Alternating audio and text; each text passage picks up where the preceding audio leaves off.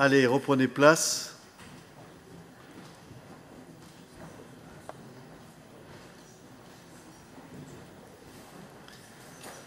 Bien, pour la dernière délibération, après les réponses apportées par notre collègue président de la commission, Marie-Christine Clairet, il n'y avait pas de difficulté, donc cette délibération est adoptée.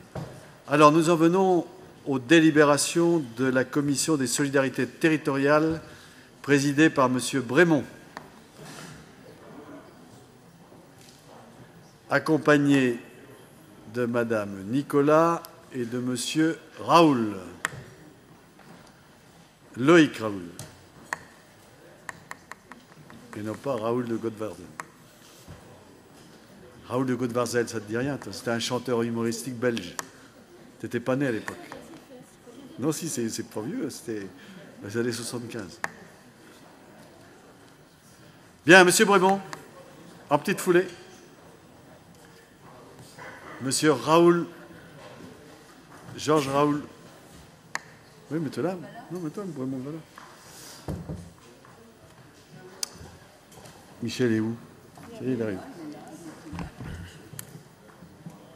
Allez. Michel, on y va. Pourquoi tu pensais qu'on n'allait pas voir tes dossiers aujourd'hui? Hein? Pardon? Tu pensais qu'on n'allait pas voir tes... Ah si. Non, mais on avait fini les sociaux. Non, il n'y a pas de souci. Il n'y a pas de présentation particulière de la part de ça dans le milieu, non?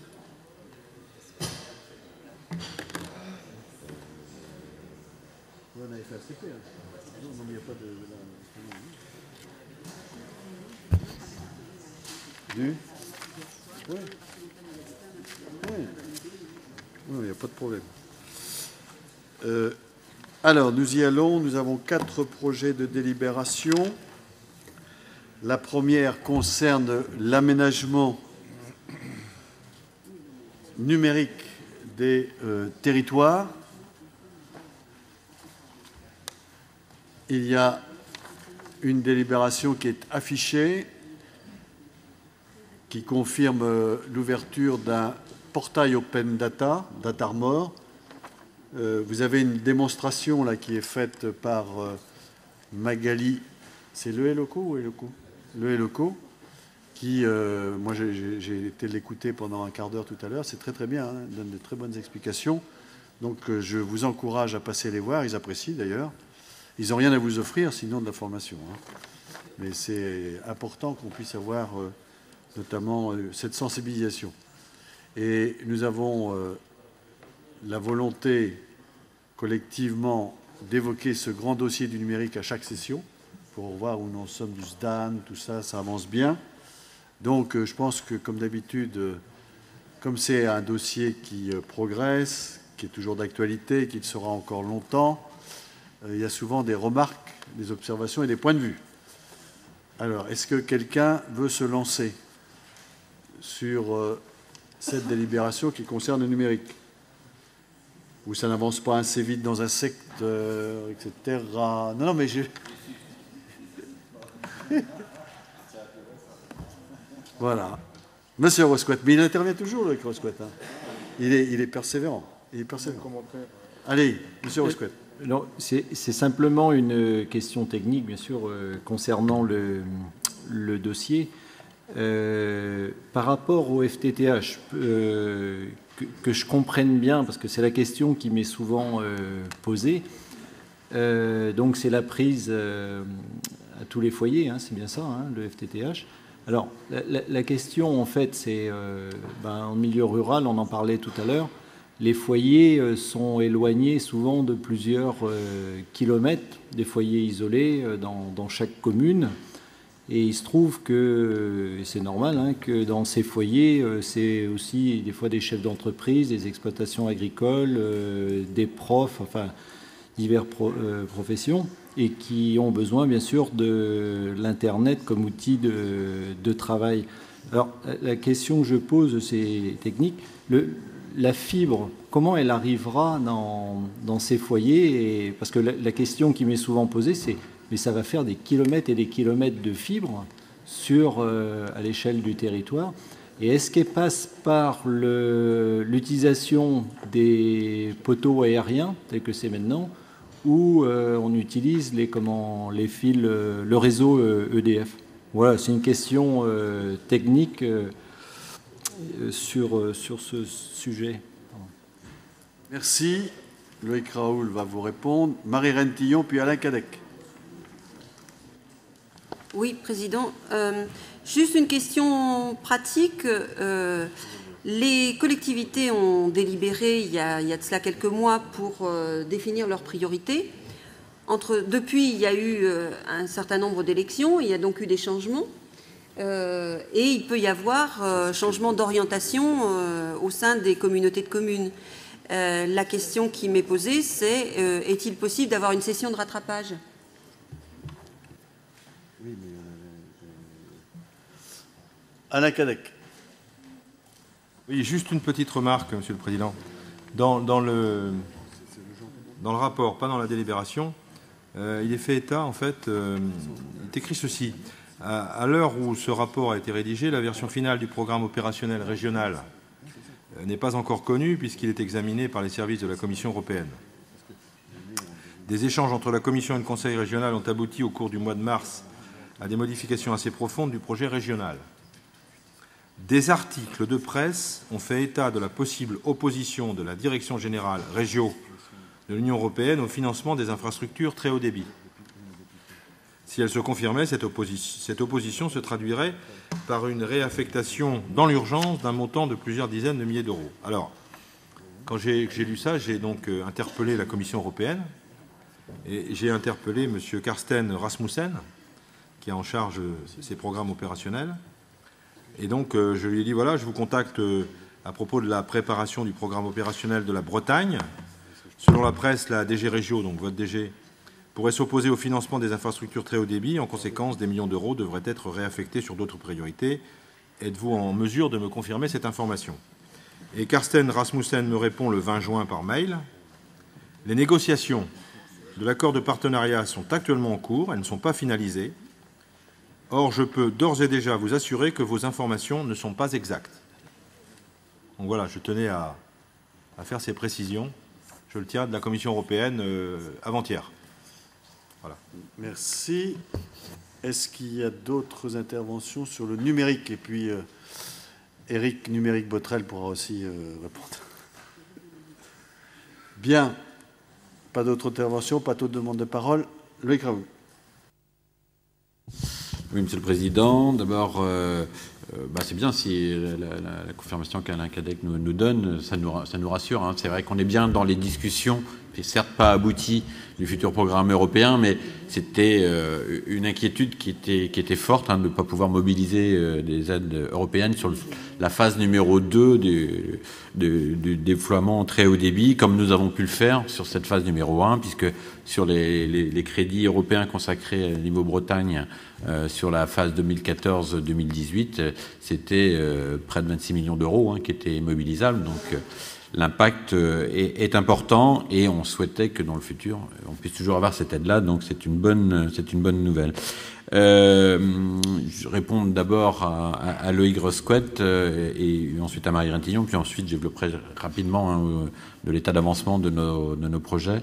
Le FTTH, Fiber to the Home, donc la fibre jusqu'à la maison, et le principe du projet de déploiement du très haut débit breton, 2025-2030, 2025, 80% de la population complètement couverte, 2030, la totalité, et c'est bien d'envoyer une fibre à chacune des maisons. Le coût de la fibre au mètre linéaire n'est pas si élevé, ça, c'est la mise en place qui peut avoir des coûts, suivant qu'on soit en réseau neuf ou en réseau ou en support déjà existant, souterrain ou aérien. Et effectivement, pour le déploiement, pour aller trouver les maisons les plus éloignées, l'objectif est d'utiliser au maximum des supports existants, donc soit poteaux PTT, soit poteaux EDF, à travers des conventions, et en utilisant le maximum de réseaux existants permettant justement de passer cette fibre. Donc les situations seront différentes d'un territoire à l'autre en fonction de ce qui existe sur les territoires, et il sera possible dans certains cas qu'il y ait besoin de création nouvelle d'infrastructures aériennes ou souterraines, mais l'aérienne est aussi une possibilité, de devoir ramener des poteaux pour pouvoir passer cette fibre. Et c'est ce qui explique d'ailleurs la différence de coût à l'échelle de la région Bretagne et entre les déploiements et le raccordement de chacune des maisons. C'est pour ça que si on est dans un prix moyen à 2 000 € la prise, on est dans certains territoires à 900 ou 1 000 euros, pas 900 000 euros, 900 ou 1 000 euros, mais dans d'autres territoires, on peut atteindre 4 500 à 5 000 euros. Donc c'est bien, c'est parce qu'il y a des différences de techniques qui induisent des différences de coûts de déploiement qui nécessitent d'avoir cette péréquation qu'on a voulu à l'échelle de la région Bretagne, où pour les collectivités, eh bien, chaque prise serait supportée au même coût, qu'elle coûte cher ou pas cher. Chaque territoire participera au même effort, et c'est cette péréquation qui permet la solidarité régionale de ce projet. Donc on utilisera bien des supports quand ils le seront, ou on en construira des nouveaux. Je pense que ça répond à ta question.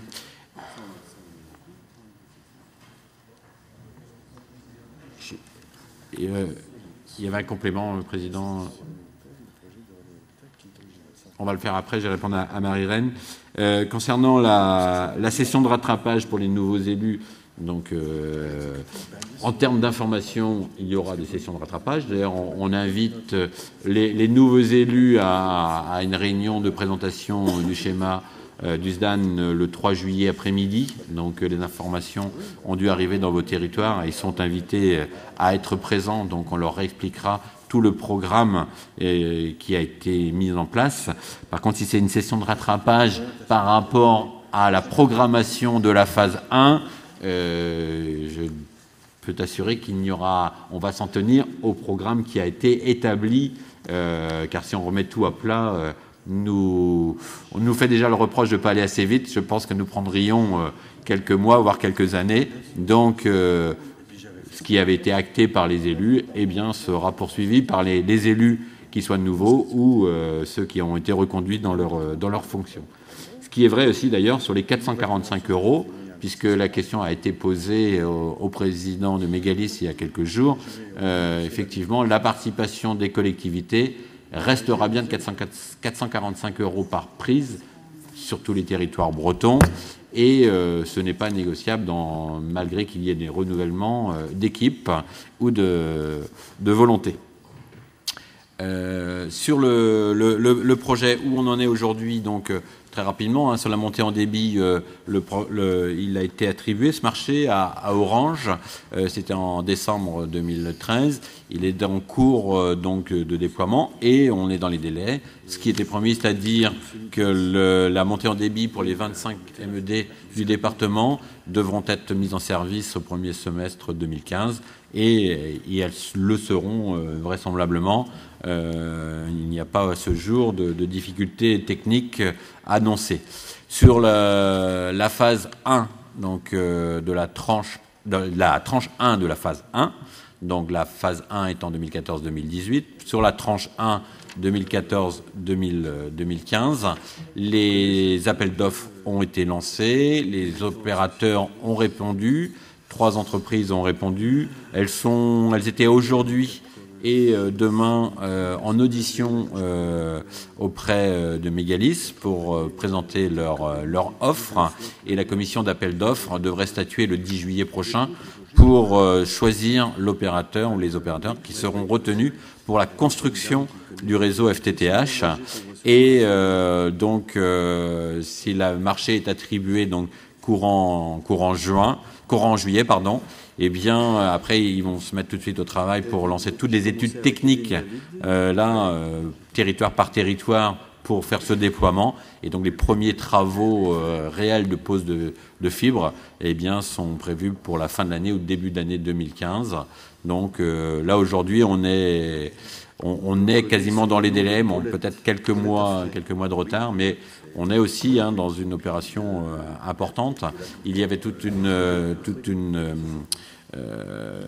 un environnement. Il fallait aussi bien concevoir les appels d'offres, et on imagine que les futurs appels d'offres, notamment ceux de la tranche 2, vont pouvoir être lancés maintenant assez rapidement pour pouvoir être opérationnels sur cette tranche 2 qui nous conduira de 2016 à 2018, et nous aurons répondu ainsi à cette première phase de travaux de déploiement du très haut débit.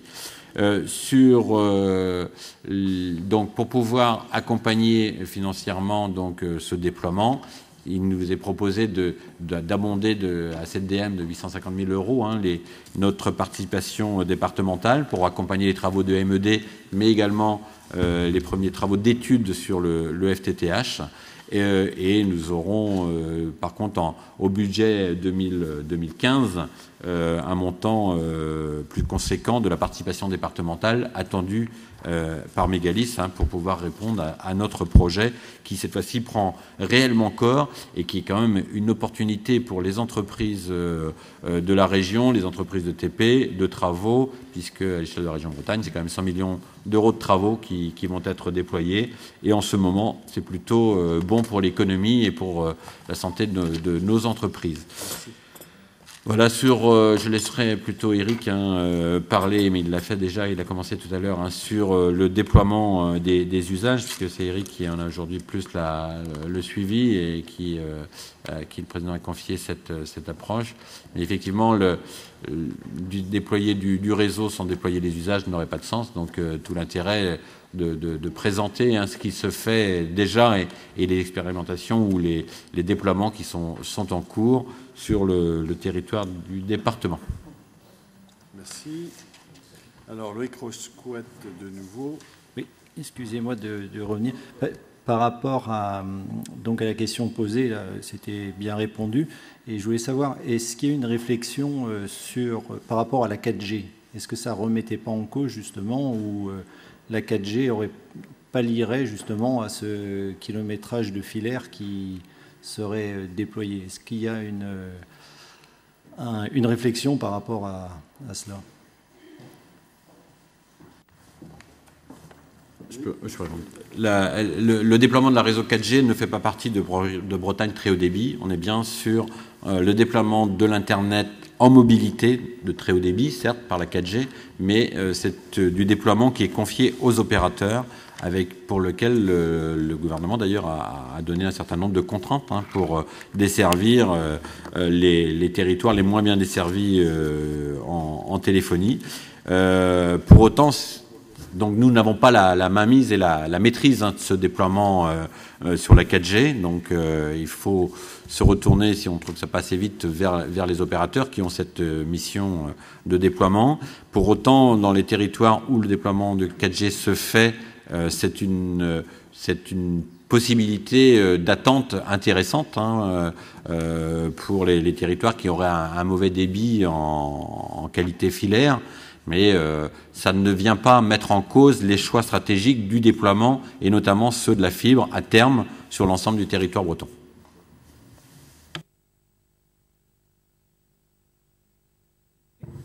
Je vais juste répondre à Loïc rapidement, Loïc, là, Monsieur Rosquette.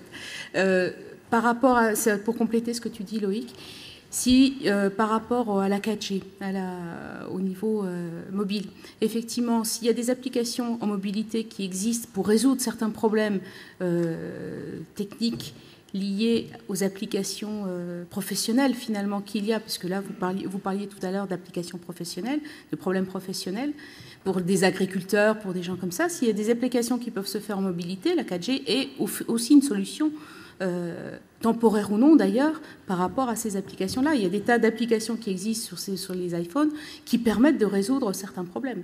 Donc effectivement, par rapport à ça, il faut que les gens aillent voir leur opérateur, savoir ce qu'ils ont comme possibilité pour pouvoir le faire. Mais la 4G se déploie actuellement effectivement sur tous les territoires. Ouais. Mais c'est qu'un palliatif pour certaines applications, ça peut être une application définitive s'il y a un intérêt. Très bien. Alors, avant de passer la parole à Éric Bothorel, à qui j'ai délégué notamment la mise en œuvre du rapport que j'avais écrit pour Cécile Duflot sur le développement des usages. Vous vous en souvenez, à plusieurs reprises, on a eu l'opportunité dans le cadre de nos débats, et il y a cela plusieurs années, c'est Denis Maire qui s'occupait du dossier, où j'avais demandé à ce qu'on ait un plan de développement, d'information, de sensibilisation aux usages, mais on était tellement centré sur les réseaux, le développement du haut débit à l'époque, puis après on est parti sur le très haut débit, que, faut le dire, on a un petit peu mésestimé cet enjeu du développement des usages et qui est devenu aujourd'hui le plus prégnant. C'est incontestablement le défi majeur. Ça ne veut pas dire qu'il ne faille pas continuer sur les réseaux, parce que sans les réseaux, il n'y a pas d'accès, notamment à l'Internet. Et là, sur le développement des usages, ça ne demande pas forcément des moyens financiers énormes, c'est surtout fédérer, animer, mobiliser les acteurs de l'éducation, du social, de la santé. Et Eric, on était à un colloque qui avait été organisé par la Mutualité française, plutôt assez intéressant, sur la e-santé, avec la présence d'Étienne Cagnard, le président de la Mutualité française. Ça se déroulait à Plédran, pour développer les usages qui vont notamment donner un dynamisme à notre territoire et beaucoup d'attractivité. Parce que si nos concitoyens, effectivement, quand ils veulent habiter dans notre département, demandent « êtes-vous bien branché à Internet ?», ils demandent en même temps « est-ce que les usages sont là ?» Ça, c'est une question importante. La deuxième, j'ai vu, participant à une table ronde et entendu qu'il y a désormais dans le débat national et même au-delà, vous savez, cette question qui est latente depuis plusieurs années maintenant, ce qu'on appelle la notion des biens publics, c'est-à-dire les biens qui ne peuvent pas relever de la sphère marchande. Et des questions se posent autour de l'eau. Imaginez que demain, l'eau ne soit plus en accessibilité libre, les rivières, etc. C'est codifié. C'est la question de l'air. Et beaucoup de sujets comme celui-là, c'est un vrai enjeu de société. Et les Américains sont déjà partis sur ce sujet comme d'habitude. Et c'est d'ailleurs assez cocasse que l'un des pays les plus libéraux au monde est celui qui se pose aussi avec beaucoup d'acuité. Mais ça vient souvent de ces forces vives d'ailleurs et de ces chercheurs à ces universités, la question du bien public. Et c'est ainsi qu'à Santa Monica, il y a une chercheuse qui s'appelle Sandy Crawford qui travaille maintenant sur l'Internet public, c'est-à-dire l'accès gratuit, considérant que comme c'est du bien public, ce sont des réseaux, comme on fait nos réseaux d'assainissement, nos réseaux d'eau, etc. Et plutôt que ce soit de l'ordre du marché, eh bien, en quoi demain on peut, dans les collectivités, aussi avoir le souci de mettre de la régulation publique dans cet enjeu. C'est énorme, cette question-là. Et ce n'est pas qu'une question globale, c'est une question locale qui se pose dans nos territoires. Donc il faut s'emparer de cette question. Et je sais qu'Éric y est très sensible. Donc il faudra aller extrêmement loin dans les recherches, dans la mobilisation des acteurs, dans les débats que nous devons avoir. Parce que vous allez voir, c'est un débat, comme ça a été dans le temps pas si lointain sur l'aménagement du territoire, les routes, l'eau, l'assainissement, l'énergie, etc., eh bien, ça va devenir extrêmement prégnant dans l'organisation de nos sociétés. Et puis, on ne fait peut-être pas assez attention, mais tout ce que nous avons sur nos tables, téléphones, etc., c'est quand même assez un gaspillage énorme de richesses, parce que c'est fait avec des métaux précieux. Et on se dit jusqu'où ça va aller. On est tous maintenant habitués à tout cela, mais il y a aussi des enjeux d'environnement qui sont énormes également. Éric Bothorel. Merci, Président. À vrai dire, nous avons parlé à plusieurs reprises de numérique ce matin. Vous citiez effectivement le colloque autour de la e-santé, sujet dont j'ai parlé tout à l'heure sur l'expérience Télépad et de la Mutualité française. Nous avons parlé autour de la MDPH, des progrès qui avaient été réalisés en matière de réduction des délais, même si à certains endroits, il reste à fournir, mais la mise en place de la gestion électronique de documents, qui est aussi la numérisation en fait, des informations, a participé à l'amélioration du service de cette structure.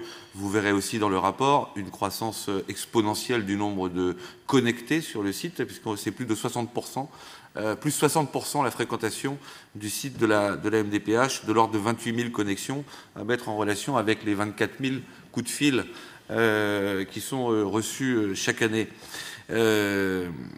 Alors nous aurons à évoquer probablement cet automne un rapport d'étape sur les usages du numérique, et cela permettra, je n'en doute pas, de montrer à quel point le Conseil général est aussi comment dire, dans l'égalité, dans la péréquation, dans la manière dont on diffuse les usages, un acteur majeur. Je fais un lien immédiat avec ce qui est cité ici au rapport sur l'open data. Action de démocratie, action de transparence, c'est la mise à disposition des données publiques. Certes, la loi nous y incite, pour ne pas employer un autre mot, mais voilà des données qui sont relatives au transport, au domaine social, et qui permettent de visualiser, ma foi, assez bien que sur l'ensemble du territoire, le Conseil général a agi. On le voit pour les aires de covoiturage, on le voit pour les assistantes de maternelle. Et l'open data en tant que tel, je fais un clin d'œil à un absent, mais il ne m'en voudra pas. Je pense que Madame Michu aurait été extrêmement intéressée d'avoir la présentation qui a été faite cet après-midi et qui continue dans la salle des pas perdus, qui permet d'appréhender l'outil. Alors l'outil en lui-même, c'est un portail. Donc je vais avoir du mal à vous faire vibrer autour d'un portail et d'une série de données. C'est comme si on devait parler, je sais pas moi, vous faire envie d'un plat, d'une pâtisserie totalement accomplie, et en même temps que l'on doive parler ingrédient après ingrédient. C'est un peu ça l'open data, c'est une somme de données qui permettent ensuite soit des applications nouvelles, soit une visualisation. La presse n'est plus là, mais le data journalisme aujourd'hui, c'est quelque chose qui existe. Les infographies que l'on voit sont la plupart du temps inspirées des portails open data qui peuvent exister. C'est l'occasion pour moi de féliciter les services qui ont aussi associé les autres collectivités, les premiers contributeurs. Je pense à Saint-Brieuc Agglomération, je pense à l'Envolon Ploie, je pense à Côte d'Armor Développement. Bref, c'est un portail mutualisé à l'échelle départementale qui réunit un certain nombre de jeux de données.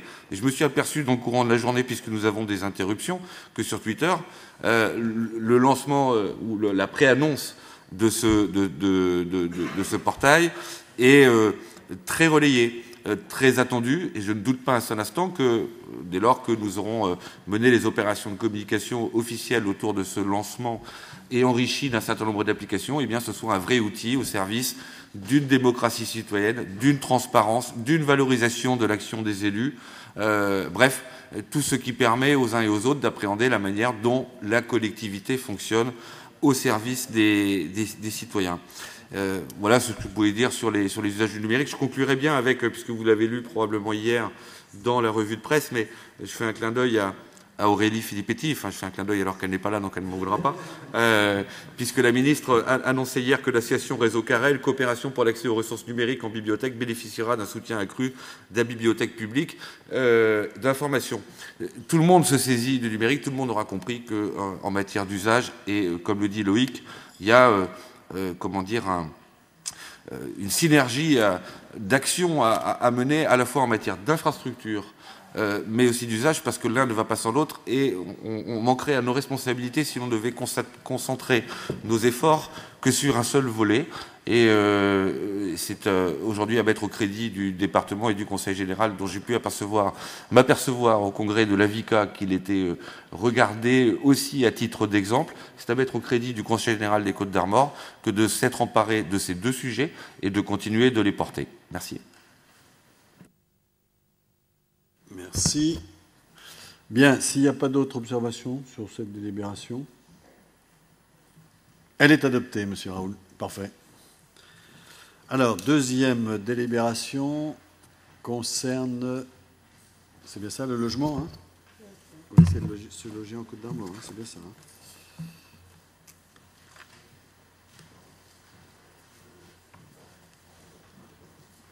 Alors, sur cette délibération qui... allez-y, vous la montez. Je crois qu'il y a quelques crédits supplémentaires que nous avons inscrits. Hein. C'est bien ça, hein? D'accord. 500 000 €. Hein. OK. Bien, sur cette délibération, M. Vaspart a demandé la parole. Oui, Monsieur le Président, le gouvernement tablait sur 500 000 logements par an. C'est en tout cas l'objectif qui était affiché et il semblait que c'était une gageure et ça devient vraisemblablement une impossibilité de le réaliser. En tout cas, ça devient très incertain, notamment par rapport aux bailleurs sociaux, car ils ont du mal à concrétiser leur engagement de mise en chantier pour 150 000 logements. Depuis des mois, les chiffres reflètent une dégradation constante de mise en chantier, tombée à 322 000 logements ces 12 derniers mois. C'est le plus bas niveau depuis 10 ans. Alors que les besoins en logement sont très forts, on le sait, notamment dans les villes et les agglos. Les professionnels du secteur réclament des mesures de relance depuis des mois. Le secteur du logement social n'est pas non plus épargné. Il y avait un pacte d'objectifs qui stipulait et qui appelait à construire 150 000 logements par an. Eh bien, il y a bien de grandes peines à lancer les opérations prévues. L'USH, qui est l'Union sociale pour l'habitat, qui coiffe 750 organismes HLM en France, a écrit au ministre du Logement pour pointer un très préoccupant ralentissement de la production de logements sociaux ces dernières semaines. Or, du fait de la crise économique et du ralentissement du marché immobilier depuis l'an dernier, certains promoteurs reportent, voire annulent les opérations, faute de pré-commercialiser assez de logements pour obtenir les financements bancaires.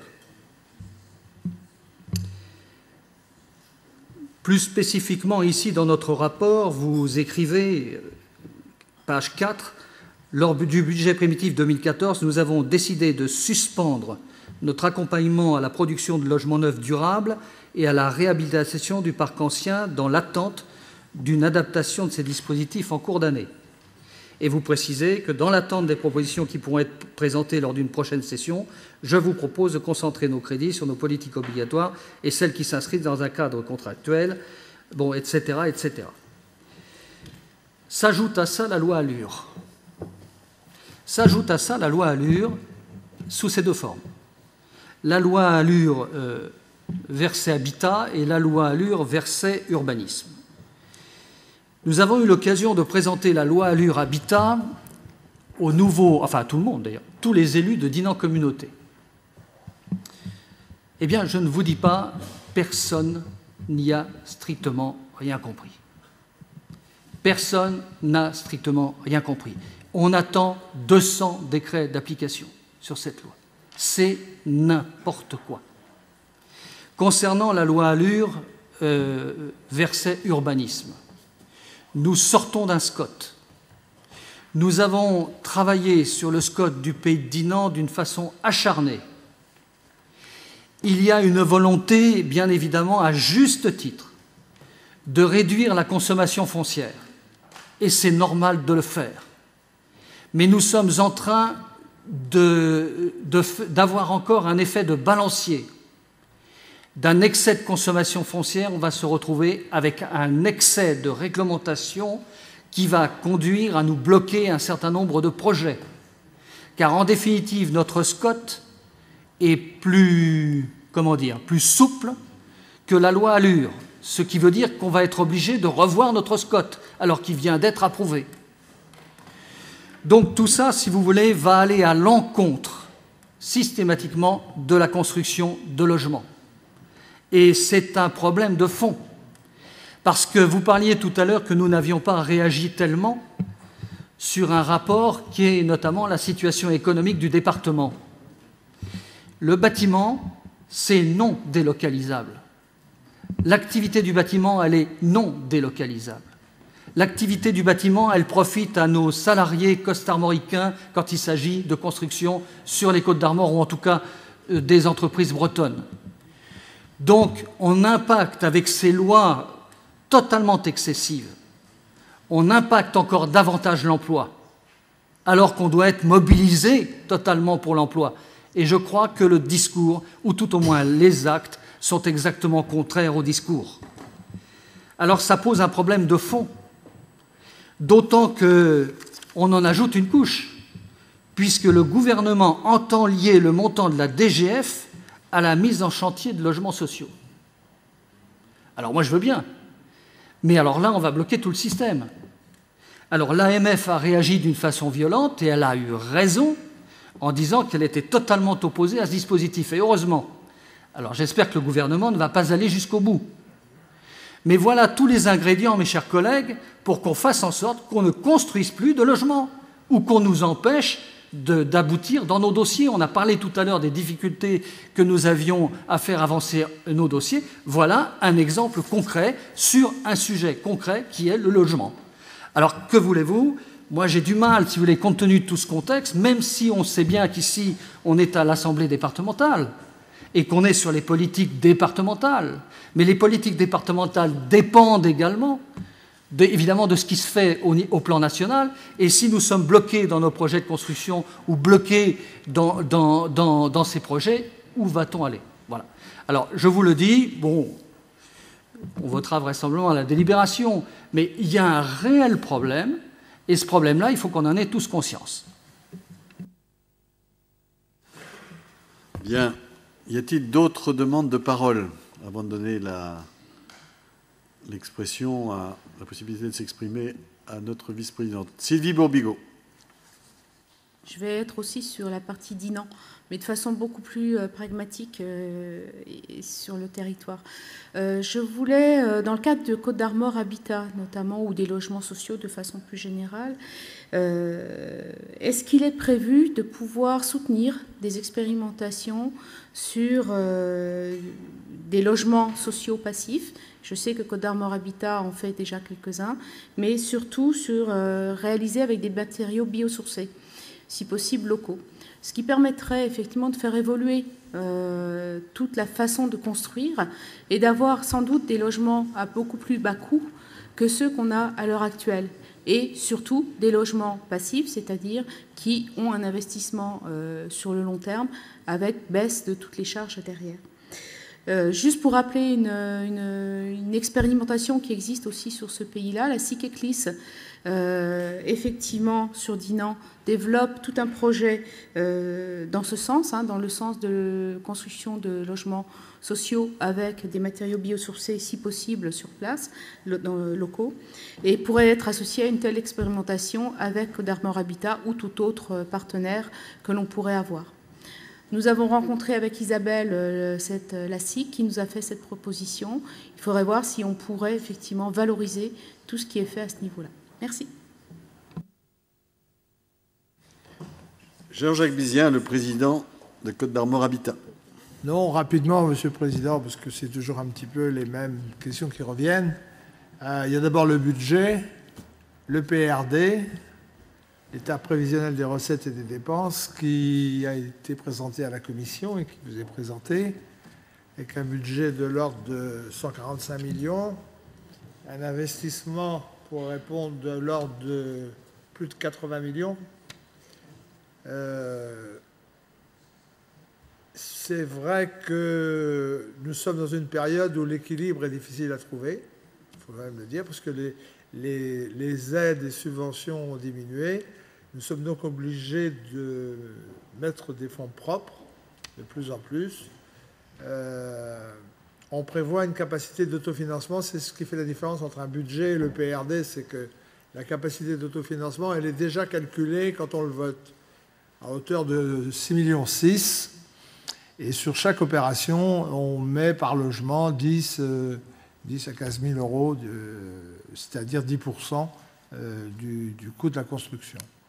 On continue à construire à peu près au même rythme et on vient au secours des promoteurs privés et aussi des promoteurs d'habitat social, en particulièrement Habitat, quand ils n'arrivent pas quand les opérations sont intéressantes et qu'il y a de la demande et qu'ils n'arrivent pas, eux, à commercialiser ce que vous avez expliqué tout à l'heure, qu'ils n'arrivaient pas à commercialiser leur programme Donc on a quand même acheté en VFA, vente en état futur d'achèvement, 200 ou 250 logements. C'était le cas hier à Trégueux, où on a fait une opération avec un promoteur local. Et ça nous arrive assez souvent. C'était aussi hier le cas à Pordic, on les a inaugurés avec Armand Habitat, 6 logements dans chacune des opérations. Alors, nos objectifs restent les mêmes, à savoir construire entre 300 et 400 logements. Mais ça dépend aussi des communes, ça dépend du foncier qui est disponible, ça dépend des aménagements. La programmation est une chose, c'est d'ailleurs pour ça qu'il y a une programmation complémentaire, vous l'avez vu. Et les réalisations, quelquefois, surtout avec les changements de municipalité, etc., ça peut être un petit peu retardé. Deuxièmement, on continue la requalification urbaine, construction, démolition, qui est quand même bien avancée, mais il nous reste, sur Lannion en particulier, il nous reste encore beaucoup à travailler. Et puis, il y a d'autres endroits, je ne vais pas tous les énumérer. Et l'Oudéac, pas oublier l'Oudéac quand même, où ça ne fait que commencer, on a des grosses opérations. Il y a la modernisation et la mise aux normes des EHPAD. Je vous rappelle que globalement, on a 100 établissements. Et sur les 100 établissements, on en a 65 personnes âgées. 65 établissements personnes âgées qu'il nous faut moderniser, etc. On est arrivé à 60% de notre programme. Et puis, beaucoup d'opérations sont engagées. On a livré 3 EHPAD neufs avec des conceptions nouvelles. Monsieur le Président, vous étiez avec nous à Cesson quand on a inauguré la semaine dernière. Bon, ils sont plus que BBC, et ils sont tout à fait adaptés aux problèmes de la démence, la maladie d'Alzheimer, les prises en charge de la grosse dépendance. C'est des établissements nouveaux et chaque établissement, c'est de l'ordre de 6 millions d'euros quand même, hein. Entre 5,5 et 6 millions d'euros. Et alors, on a lancé une grosse opération depuis l'année dernière de réhabilitation. Alors, pour le moment, c'est réhabilitation de pavillons, réhabilitation thermique. Avant, on ne faisait que de la réhabilitation de confort. Enfin, on réhabilitait les appartements. Maintenant, on fait en plus de la réhabilitation thermique, ce qui fait passer pour un logement le coût de... une réhabilitation, c'est 15 000 euros par logement. Là, on est à 30 ou 40 000 euros par logement quand on commence à toucher la réhabilitation thermique. On a un programme de 500 logements quand même qui a été commencé sur 5 ans avec 2 entreprises costarmoricaines. Signaler aussi quand même que le gros problème qu'on a et qui retarde beaucoup d'opérations, autant au niveau des entreprises que pour nous, c'est le problème de l'amiante. L'amiante nous coûte, surtout en réhabilitation, bien sûr pour neuf, et dans les EHPAD, c'est de l'ordre de 5 millions d'euros par an. Hein. La réglementation, on évoquait la réglementation, ça dépend qui l'applique aussi, parce qu'actuellement, on est en difficulté sur les contrôles amiante, etc., avec des travaux qui sont interrompus parce qu'on a trouvé une trace d'amiante quelque part et il faut recommencer, il faut reprendre des précautions, il faut refaire venir des entreprises. Les entreprises de désamiantage ne sont pas très nombreuses, elles en profitent bien pour... les problèmes restent habituels. Alors, on est quand même dans du BBC labellisé Finergie. On a des expérimentations de passifs, effectivement, c'est des expérimentations de passifs où on travaille mieux l'isolation, mieux l'exposition. Et je pense aussi qu'il faut penser à nos locataires et qu'ils l'utilisent bien. Et ça, c'est un des gros problèmes. Déjà, en BBC, on a fait un gros effort en associant 2 conseillers nos locataires, l'ALE, et puis j'ai oublié le deuxième. Exactement. Avec qui on a signé des conventions pour accompagner nos locataires dans les économies d'énergie, etc., depuis maintenant 2 ans, avec la BIEG et la LE.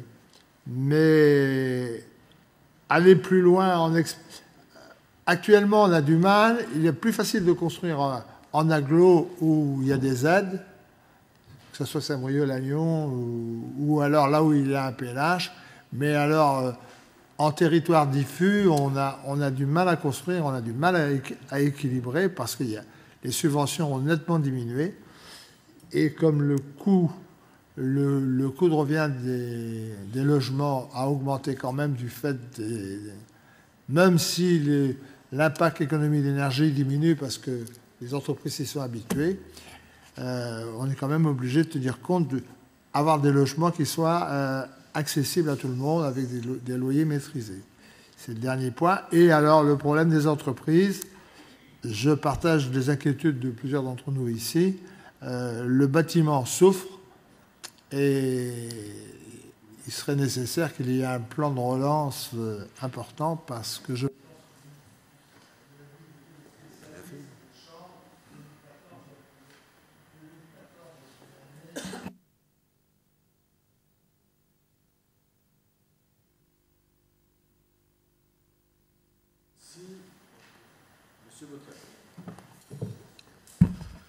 Oui, puisque le président de Côte d'Armor Habitat avait la parole, je vais la lui rendre. En fait, la question portait sur la situation de l'EHPAD sur l'île de Bréhat, connue, sur laquelle je vous avais interpellé. Alors, 60% des chantiers, j'ai bien noté, sont en cours. Est-ce qu'on a à ce jour des éléments de calendrier, puisque j'ai été moi-même interpellé lors du dernier conseil de surveillance de l'hôpital sur le retard que prenaient ces travaux. Je ne suis pas sans ignorer l'origine qui remonte à il y a plusieurs mois maintenant de la présence d'amiante et de l'action de l'inspection du travail qui avait abouti à au rejet d'un certain nombre d'entreprises qui avaient été retenues pour les travaux. Mais je me permets, je profite de l'occasion pour poser la question de savoir sur l'EHPAD de l'île de Bréhat, quel est le rétro-planning de Côte d'Armor Habitat et la situation que je puisse reporter aux élus et aux représentants de l'hôpital de Paimpol. Merci. Attendez, Monsieur Bizien, je veux vérifier. Monsieur... Non. Jean-Jacques, s'il y a d'autres questions qui te sont adressées, on va faire un lot commun, puis après la vice-présidente conclura. Vous avez des questions sur Côte d'Armor Habitat? Il faut en profiter. Alors Jean-Jacques, tu réponds à Monsieur Bottorel. Pourquoi tu ne veux pas lui répondre? Si, je vais lui répondre. Bien sûr que je vais lui répondre. Mais je n'ai pas la réponse, mais je la donnerai demain matin. Je ne sais pas exactement quel est le planning, parce qu'on en a échangé déjà. Hein. On a échangé déjà, il y a du retard. C'est un dossier qui a été très difficile à monter. Bréhat ne justifiait pas d'avoir si on refait toute l'histoire, d'avoir une maison, enfin appelons ça un EHPAD. C'est l'association avec l'hôpital de Paimpol qui a permis de le faire. Après, il y a eu des réticences. Ça n'explique pas le retard sur les travaux, mais les travaux, effectivement, on a eu des problèmes d'amiante, on a eu des problèmes d'entreprise, et le fait que ça soit dans une île, c'est encore plus compliqué, quoi. Donc ça retarde encore en plus. C'est une mauvaise réponse à une bonne question. Mais je compléterai demain.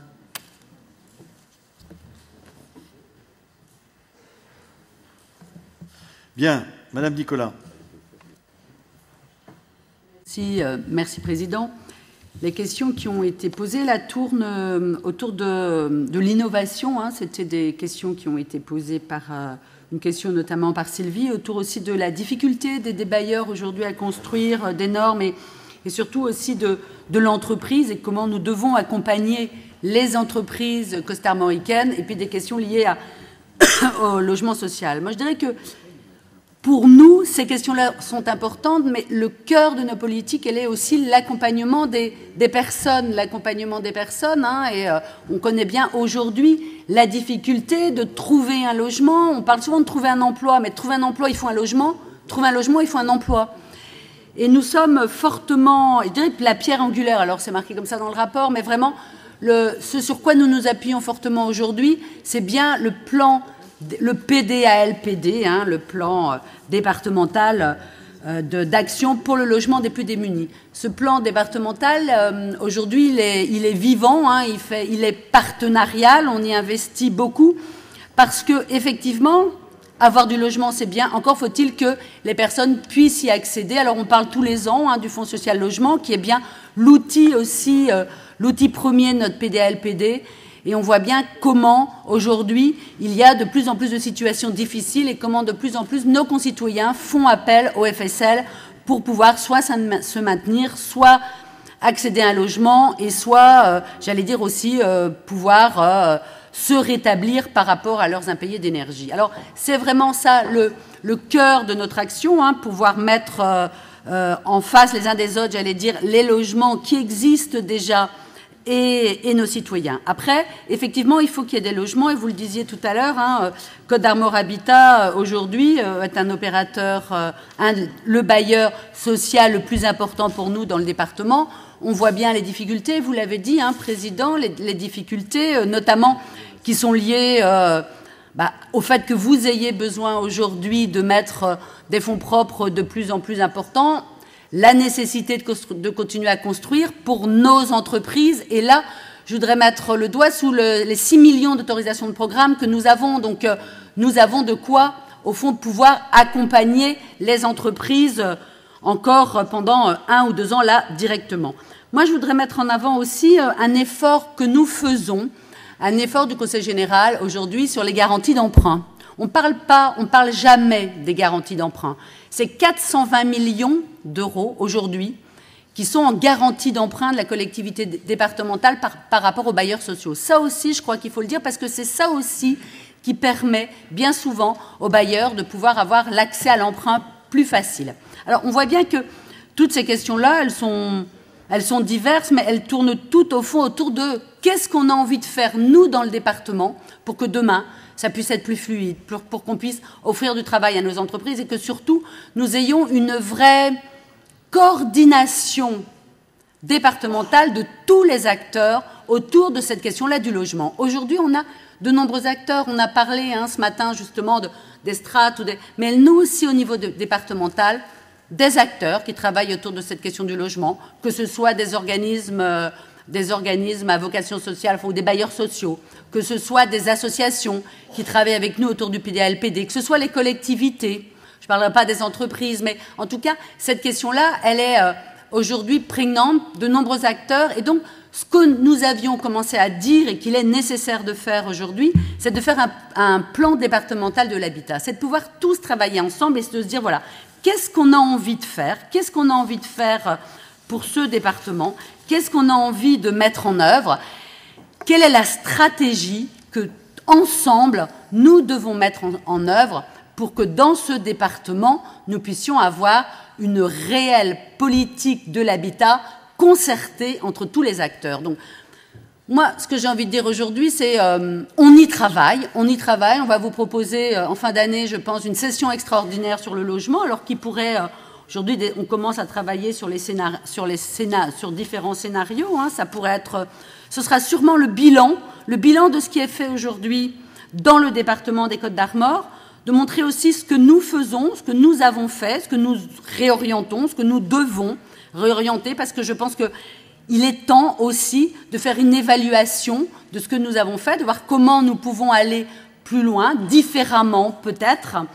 On parlait tout à l'heure par exemple, d'innovation. Oui, nous faisons de l'innovation. Oui, Jean-Jacques Bizien l'a dit, Côte d'Armor Habitat est un organisme, un bailleur social qui, oui, fait du passif aujourd'hui. Oui, il faut aussi apprendre aux locataires. Tout ça, c'est des questions. Oui, vous avez parlé, Madame Bourbigo, de la SIC ECLIS. Oui, nous devrions travailler. Alors nous, quand je dis nous, ça peut être Côte d'Armor Habitat, ça peut être d'autres opérateurs. Tout ça, c'est, j'allais dire, il y a de partout de l'émergence de choses. C'est comment est-ce qu'on met tout ça en cohérence? Et la réponse, c'est vraiment, pour moi en tout cas, le plan départemental de l'habitat. Donc une session extraordinaire, Monsieur le Président, peut-être en DM3 en tout cas, qui nous permettra de lancer ce plan et d'avoir une stratégie pour les années à venir en matière de logement sur ce département. On a fait des choses, on a fait beaucoup de choses. Il est peut-être temps aujourd'hui de réorienter pour pouvoir avoir plus de force. Aujourd'hui aussi, le président de la République a fait part des grandes orientations nationales en faveur du logement et de l'habitat, de voir aussi, il y a 20 mesures, 20 propositions, de voir comment aussi est-ce qu'on peut mettre en cohérence ce qui est fait ou ce qui est proposé au niveau national avec ce que nous faisons. Voilà ce que j'ai envie de vous dire. Donc, continuons le PDA-LPD. les engagements que nous avons, continuons aussi sur les conventions que nous avons, notamment sur, je pense à Waron, je pense à la Cité Liroise. Allons-y ensemble, continuons. Mais je pense qu'il est peut-être le temps de se poser et de travailler pour pouvoir rebondir et aller plus avant dans notre politique. Si. Bien. Donc je confirme bien les propos de Isabelle Nicolas. Nous avions vu ça ensemble, mais j'avais eu l'opportunité de l'annoncer déjà, qu'il y aurait une session qui serait consacrée à la politique de l'habitat et du logement dans le département. Septembre, octobre, on regardera ça, comment on peut l'organiser et en débattre très longuement. Il ne faudra pas en rester simplement aux expressions, comme le disait Michel Vaspart, parce qu'il y a aussi urgence. Et parce qu'aujourd'hui, une partie de cette économie n'est pas en panne, mais voit son carnet de commandes fortement diminuer.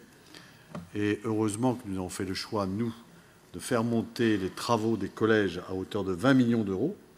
On l'a multiplié par 2 en quelques années pour donner du travail aux entreprises.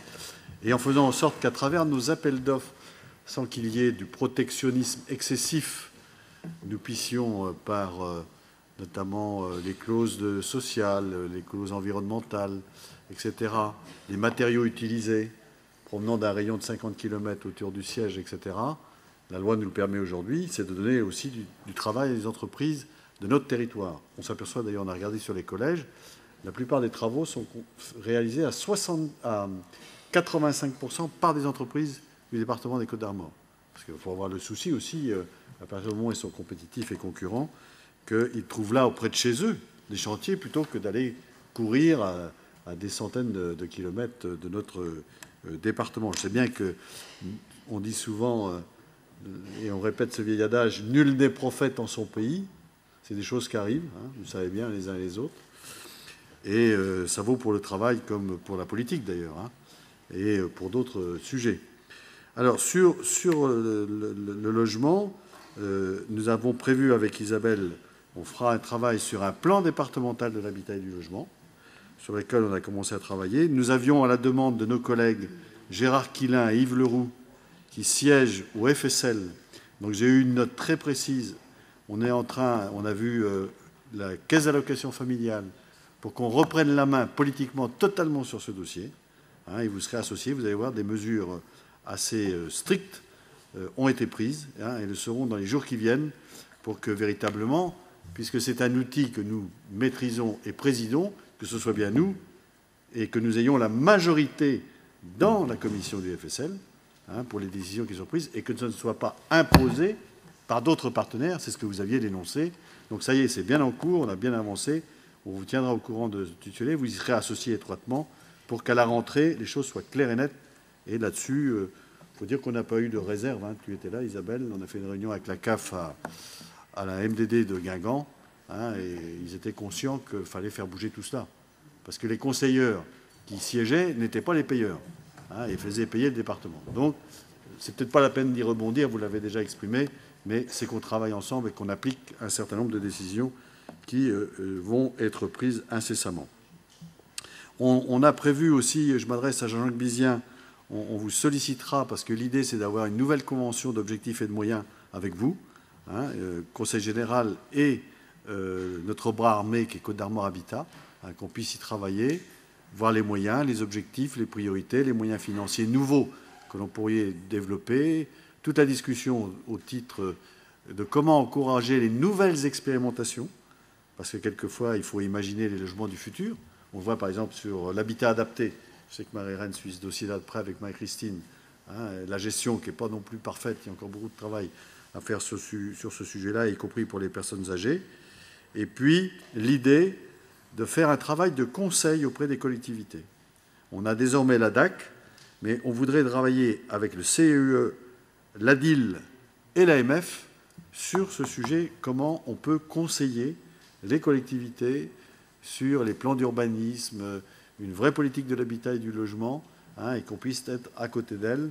Et ça, c'est un rôle du Conseil général que nous entendons développer. Donc, vous voyez, il y avait 4 axes là qui paraissaient déjà intéressants, sur lesquels on va s'engager dans les jours qui viennent. C'est beaucoup de travail, hein, nous savons bien les uns et les autres, mais Isabelle va être à la manœuvre sur le sujet pour avancer et qu'à la fin de l'année, on ait vraiment une politique nouvelle, arrêtée, affirmée et avec des moyens. Voilà. Bien, cette délibération, M. Vaspart, vous parliez au nom du groupe, elle est adoptée. Il n'y a pas de réticence au-delà des réserves et surtout de ce que vous avez exprimé sur la loi Allure et autres. Bien, donc délibération adoptée. J'en viens sur la troisième délibération, se déplacer en Côte d'Armor. Alors ça, c'est le fruit aussi d'un travail, M. Brémond, que vous avez conduit. Je veux dire, le STICA, qui avait été fait à une époque où le département des Côtes d'Armor avait des moyens financiers importants pour investir dans l'entretien, dans le fonctionnement, et vous l'avez ramené à la juste réalité financière et les possibilités budgétaires de notre département et de ne pas rêver aujourd'hui de ce qu'on ne peut plus faire dans l'instant. C'est bien ça. Donc on va laisser nos collègues d'abord intervenir.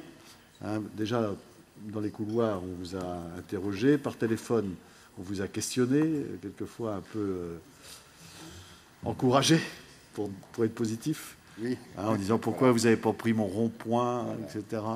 Donc je pense que tout ça va revenir. Daniel Thomas le premier, puis Sylvie Bourbigo ensuite. Daniel Thomas. Oui, merci, Monsieur le Président. Je n'avais pas du tout prévu d'intervenir sur ce rapport, mais j'ai mon voisin là qui a dû quitter l'hémicycle et qui était un peu frustré de ne pas pouvoir intervenir parce qu'il avait prévu une intervention. Donc, mais en fait, tout ça pour se réjouir quand même que sur ce rapport, la RD 700 soit inscrite. Mais il voulait quand même exprimer une certaine méfiance parce que j'ai tout un document ici que je ne vais pas vous lire, avec des articles de presse qui datent depuis 2001 sur ce fameux RD 700. Il avait quand même la délibération de... Non, c'est pas celle-là, c'est celle du Morbihan. Il avait également la délibération de la DM1 du 21 mai 2007, de cet hémicycle, dans laquelle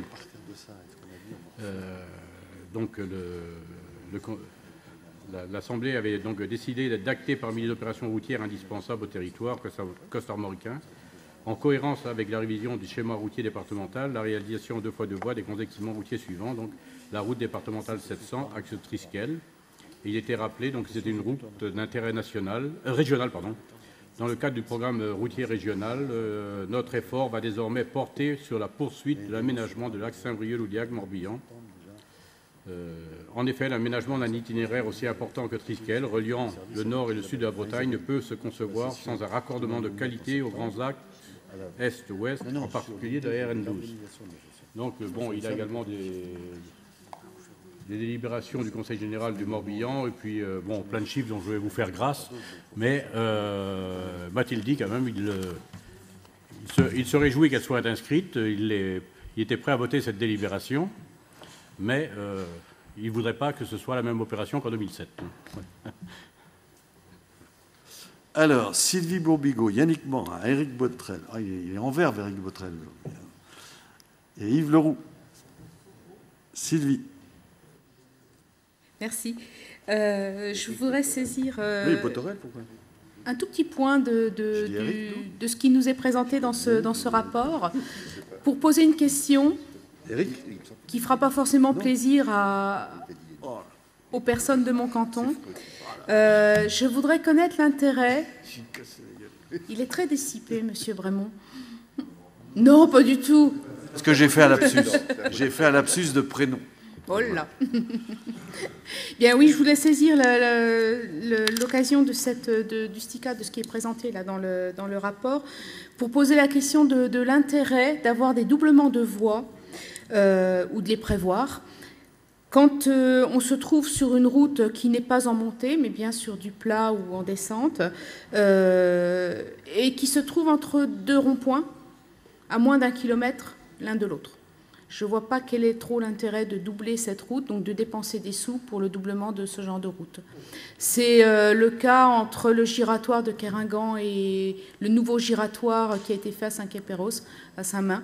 Je pense que c'est peut-être pas très utile. Merci. Merci, Monsieur le Président. Le STICA prévu sur 2009-2020 un programme d'opération en études et travaux estimé à 89 millions d'euros, hors rocade de déplacement Briochine. Le bilan du volet routier du STICA au 1er janvier 2014, c'est 14 opérations routières sur les 42 projets de travaux listés en 2009 qui ont été réalisés ou sont en cours pour un montant de 14 millions d'euros.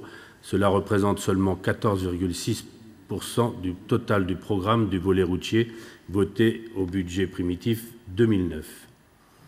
Les conseils généraux d'Ille-et-Vilaine et du Morbihan investissent massivement dans leur réseau routier, 4 fois plus que les Côtes d'Armor au budget primitif 2014.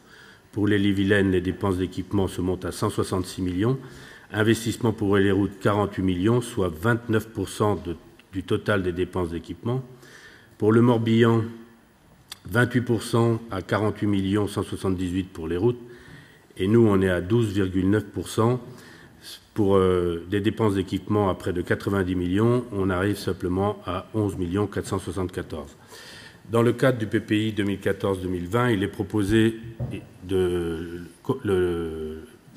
PPI 2014-2020 correspondrait à 54,4 millions de travaux. Souhaitons simplement que la majorité de ces travaux envisagés se réalisent. Ceci n'est qu'un constat.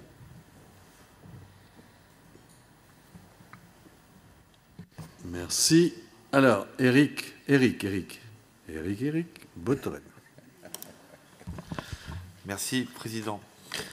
Je me félicite, vous m'aviez entendu ici il y a un peu plus d'un an et demi maintenant évoquer le sujet de la RD7 dans une situation dramatique, mais je ne veux pas faire appel à ce souvenir pour parler d'une nécessité qui est partagée par beaucoup et depuis de nombreuses années, même si on en a échangé, Monsieur le vice-président, il y a peu de temps. C'est vrai que des trains sont passés, je n'étais pas le chef de gare de l'époque, mais j'ai vu les trains passer et j'ai pu voir que ces trains continuaient de passer. Alors, je me réjouis de voir la voie de desserte RD7 inscrite en priorité sur le STICA 2014-2020. C'est une bonne nouvelle, donc j'espère qu'elle sera très bien accueillie sur le territoire. Et cela augure de sa réalisation dans de bons délais. C'est la fin, je ne sais pas comment disait Churchill, c'est peut-être pas le début de la fin ni la fin du début, mais enfin, ça ressemble à quelque chose qui s'approche du dénouement de cette voie si attendue sur le territoire. Dans le même temps, j'ai pris note que le doublement de la voie, nonobstant les remarques de ma collègue Sylvie Bourbigo, dans le cas présent, attendu, là aussi, parce que c'est une voie fréquentée, parce que c'est une voie qui permet aussi l'attractivité de notre territoire, sa compétitivité, des arguments que j'ai déjà avancés au sein de cette Assemblée. Bref, je regrette que le doublement de la voie, en parallèle de cette voie de desserte, ne soit inscrite qu'en option facultative, avec, je le sais, une option de révision en 2017, dans un programme qui va de 2014 à 2020. C'est une façon de dire rien ne se fera avant 2020, si je lis avec le mauvais esprit que vous me connaissez, le document et la délibération telle qu'elle a été présentée. Mais je ne peux m'empêcher, à cette heure de la soirée, d'avoir de temps en temps le mauvais esprit. Alors, Yves Leroux et Loïc Rosquet. Oui, merci, Président. Éric vient de me coiffer sur la ligne d'arrivée. Je voulais également vous parler de la RD7 que je connais bien dans la mesure où chaque jour, je fais le déplacement de la presqu'île de Les Ardrieux pour venir dans la capitale, Briochine. Et j'ai vu, depuis 2001, les évolutions de conditions de sécurité, conditions de trafic s'améliorer sur cette RD7. 2 tronçons ont été mis en double voie. Pour autant, il reste une portion entre ces 2 doubles voies qui reste à réaliser et qui profite certainement aux mannes de l'État dans la mesure où les contrôles sont fréquents et qu'il y a malice de la part de la gendarmerie d'être aussitôt à la sortie de la petite tournée, là où on termine la portion à 110 km/h,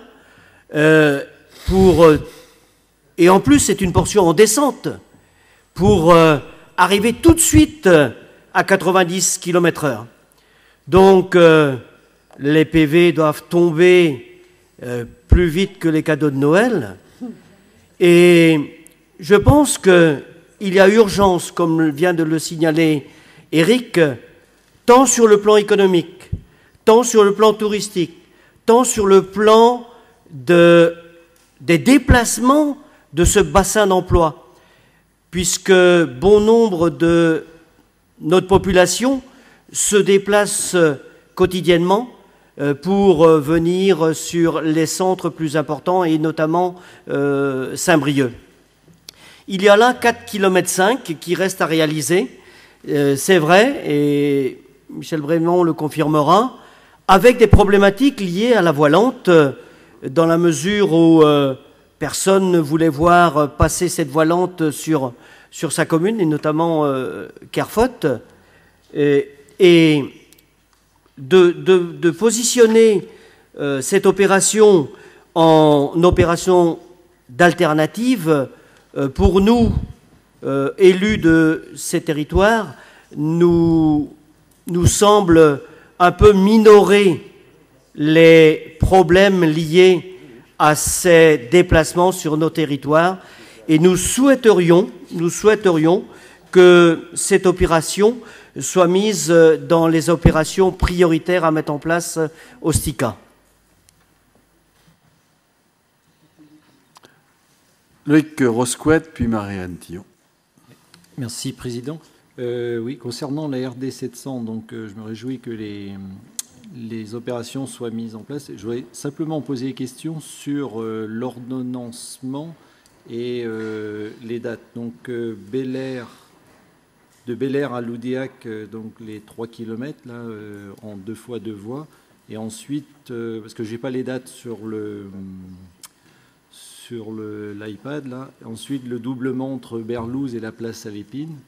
Et enfin, des précisions sur l'aménagement entre Plaintel et l'Ermitage-Lorges, là, les 10 km, parce que c'est marqué sécurisation des carrefours et gestion ITS du trafic, au besoin, aménagement de 3 voies. Donc, c'est précisions sur ces 3 points quant aux dates et à la réalisation des travaux. RD 700. 700, oui. Marie-Anne Tillon. Oui, Président. Concernant la RD 768 et non pas la 786, c'est une erreur, une inversion de chiffres, l'aménagement entre Lamballe et Saint-Gueltas, je m'étonne un peu de la voir en aménagement, en opération d'alternative. Ça fait maintenant de longues années qu'elle est inscrite comme opération à faire, et notamment après une suite d'accidents, elle avait été jugée prioritaire. J'aimerais savoir ce que ça veut dire, traitement de la plateforme, puisqu'il avait été prévu un tracé un peu différent, les communes avaient dû délibérer par rapport à cela. J'ai un peu l'impression que l'on ne change pas grand-chose à la route en question. Donc j'aimerais en savoir un peu plus. Et puis avoir quelques informations sur les dates. Je me réjouis de voir le giratoire du Poteau. Cette fois, c'est effectivement bien sur la 786, mais depuis le temps qu'il est réclamé, avoir une vague idée de date, sachant que là, les esquisses sont prêtes depuis longtemps, donc il ne devrait pas y avoir trop d'études à faire par rapport à cet aménagement. André Cointe. Oui, merci Président. Donc pour ma part, c'est sur mon territoire. Donc il y a un maire qui se désespère que on ne sécurise pas donc sa route RD 88 par rapport à la RD 786, et c'est le maire donc de Trédrez-Loquemo. Donc cette sécurisation n'apparaît plus au STICA alors qu'auparavant elle y paraissait. Merci.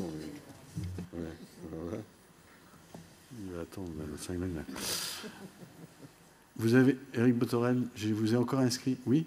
Vous avez oublié quelque chose? Je vais faire passer ceux qui n'ont pas encore parlé, hein, c'est normal. Michel Degan. Oui, merci, Monsieur le Président. Concernant le rocade d'agglomération, on aimerait savoir où ça en est au niveau du projet de déviation, puisqu'il y a des différentes études, rocade de la CODI, Dinan-CODI, et il n'y a rien inscrit donc, dans les lignes, alors je ne sais pas à quoi ça... Parce qu'il y a bien quelque chose inscrit là, mais il n'y a rien en face. Quoi. Je voudrais avoir des précisions à ce sujet. Merci.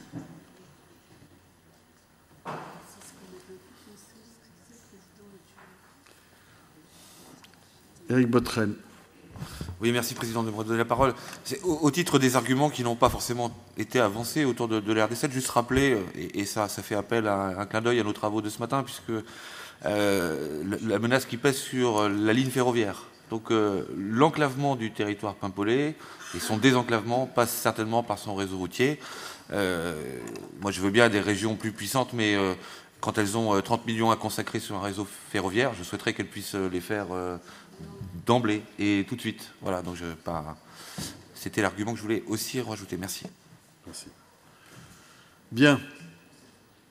Allez, Monsieur Brémond, à vous de jouer.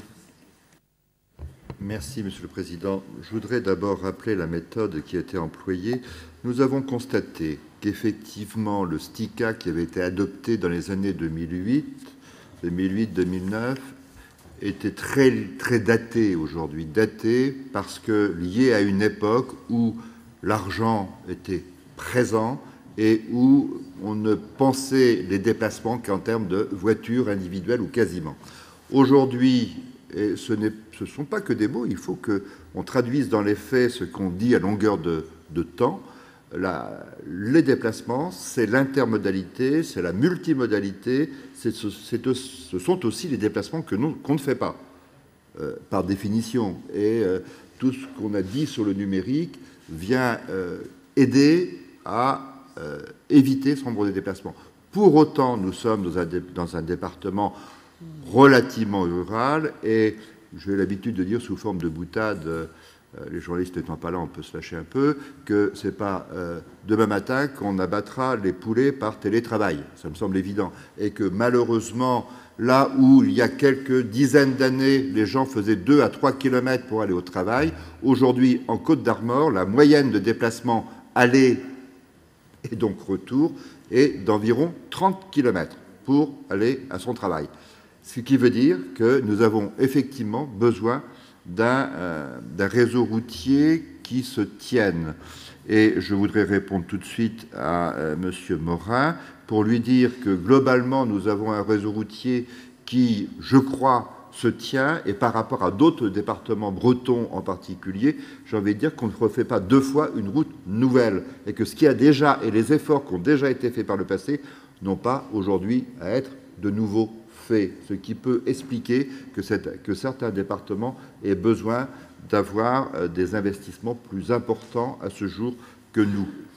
D'autre part, nous bénéficions, même si la conjoncture financière est extrêmement difficile, nous bénéficions d'un concours de circonstances assez particulier, puisque en 2017, alors 2017, on en a parlé ce matin, quid de la compétence route pour le Conseil général des Côtes-d'Armor et d'autres, mais en 2017 tomberont les charges que nous avons en termes de TGV, puisque pour 2017, nous aurons fini de payer notre part pour le TGV, soit 31 millions d'euros, et la tranche ferme de la rocade d'agglomération Briochine sera aussi terminée. Et donc, sans augmenter, pour autant que nous pourrons, sans augmenter la masse financière d'investissement, nous pourrons réaliser beaucoup plus de choses. Ceci étant dit, je crois aussi qu'il me semble extrêmement important, et je crois que c'est ce que nous a dit le Président, que quels que soient les événements qui pourraient éventuellement se passer en 2017, ce qui aura été fait, ce qui aura été programmé et ce qui aura été étudié d'ici 2017 engagera d'une certaine façon nos successeurs, qu'ils soient ici ou ailleurs, pour notre territoire. Et c'est pour ça que nous n'arrêtons pas nos projets à la date de 2017. Ça me semble totalement évident. Alors, je vais répondre dans le détail. Sur le RD 700, bon, on nous dit méfiance, on nous lit une délibération de 2007 que je ne fais que confirmer complètement. Donc, la délibération de 2007 reste totalement valable et je souscris et je ne dément aucun des mots qui ont été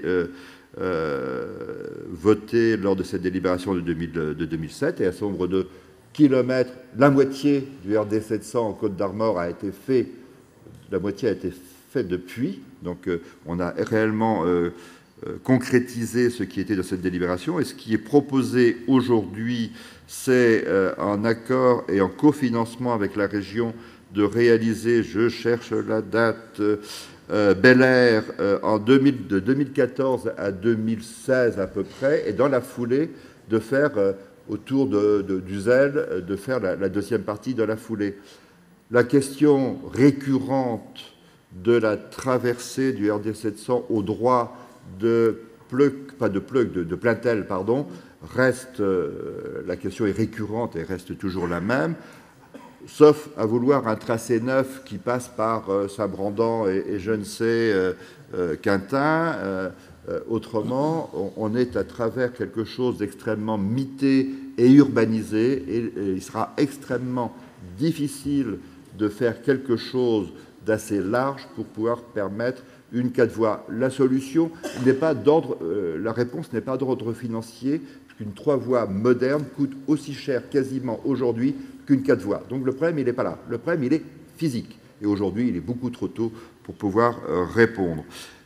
Pour Sylvie Bourbigo, je partage pour partie ce qu'elle dit sur l'intérêt d'un doublement, et il serait peut-être plus pertinent et intéressant de s'intéresser aux voies de rabattement de chaque côté plutôt qu'à un doublement qui n'a pas un sens évident sur une distance aussi courte.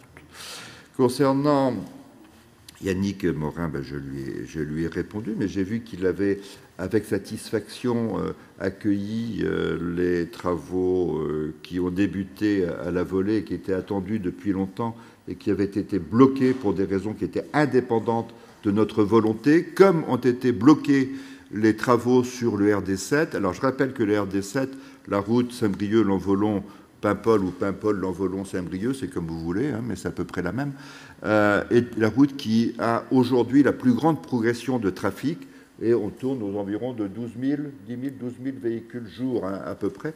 Et il y a une progression importante, alors que sur les autres routes départementales, ça stagne. Aujourd'hui, ça stagne.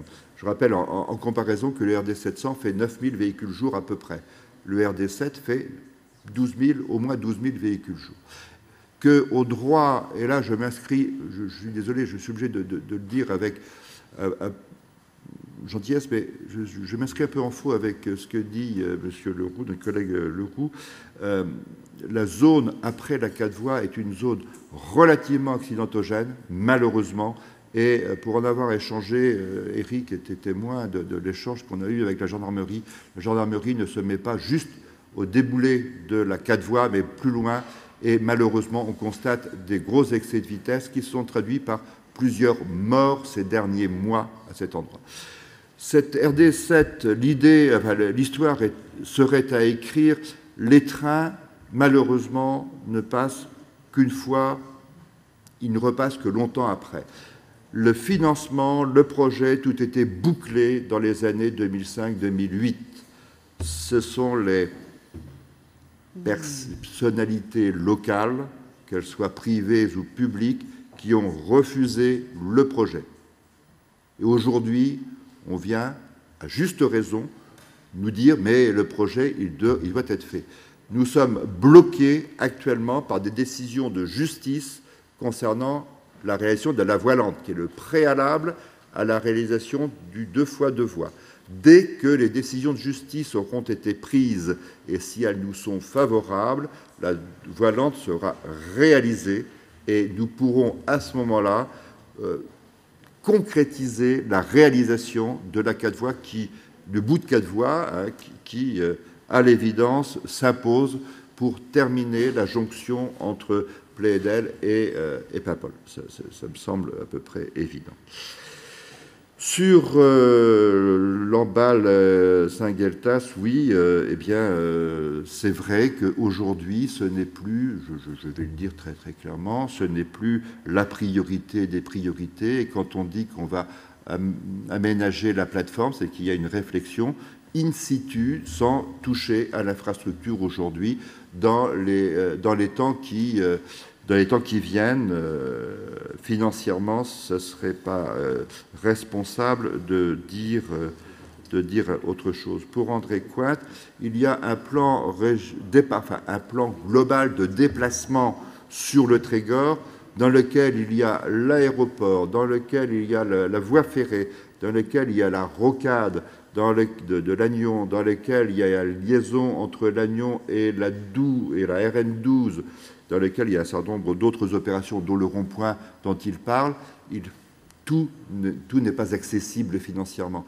Donc il faudra faire un tri et voir quelles sont les opérations que l'agglomération lagnonnaise, et c'est le discours que j'avais tenu lorsque nous avons eu la réunion avec les élus du pays de Lannion à la MDD, il faudra que, avec les élus du pays, nous fassions un tri et que nous fassions un choix collectif dans ce qui est faisable et de ce qui est secondairement classé.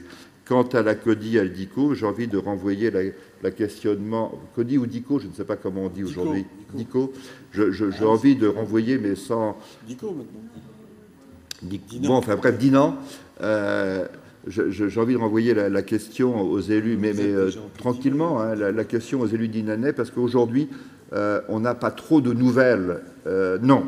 Nous n'avons pas, nous, ici, trop de nouvelles sur les tracés qui ont votre faveur.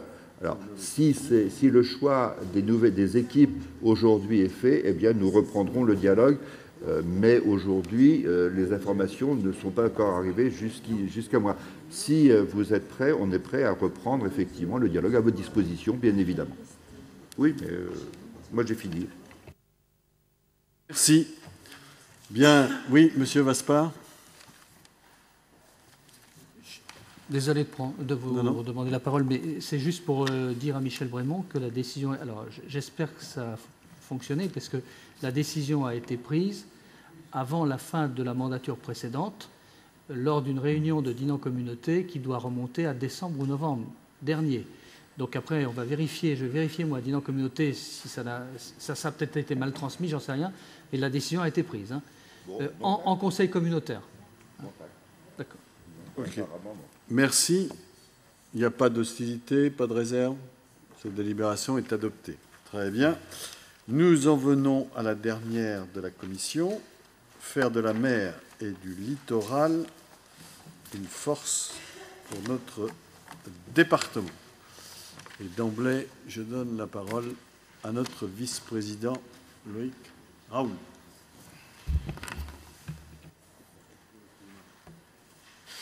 Oui, Monsieur le Président, je souhaitais profiter de ce rapport très, très important, hein, puisque c'est de faire de notre littoral et notre mer un espace économique développé, et le département ne s'est pas ménagé tout au long de ces années à accompagner tous les investissements nécessaires pour que les activités autour de la mer soient fortes, et en particulier celles autour de la pêche, et nous avons eu beaucoup d'efforts et d'investissements en ce sens.